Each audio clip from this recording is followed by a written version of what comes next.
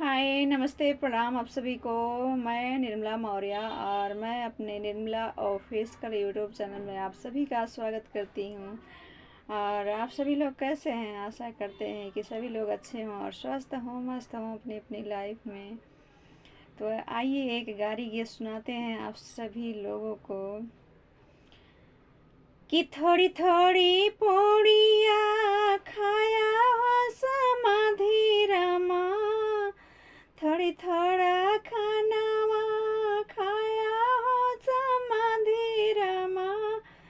अरे आइल बाटे लॉकडाउन के जमाना, हाँ सीताराम से बनी। अरे आइल बाटे लॉकडाउन के जमाना, हाँ सीताराम से बनी। चावल भी महंगा हो, दाल भी महंगा, चावल भी महंगा हो, दाल भी महंगा। अरे पूड़िया पे कटल बा चलान, हाँ सीताराम से बनी। अरे पूड़िया पे कटल बा चलान, हाँ सीताराम से बनी। थोड़ा थोड़ा कि थोड़ा थोड़ा या थोड़ा थोड़ा खानावा खाया ये, थोड़ा थोड़ा खानावा खाया ये दूल्हे साले, थोड़ा थोड़ा खानावा खाया ये अगुआ साले, कि थोड़ा थोड़ा खानावा खाया ये अगुआ साले। अरे आइल बा लॉकडाउन के जमाना, हाँ सीताराम से बनी। आलू भी महंगा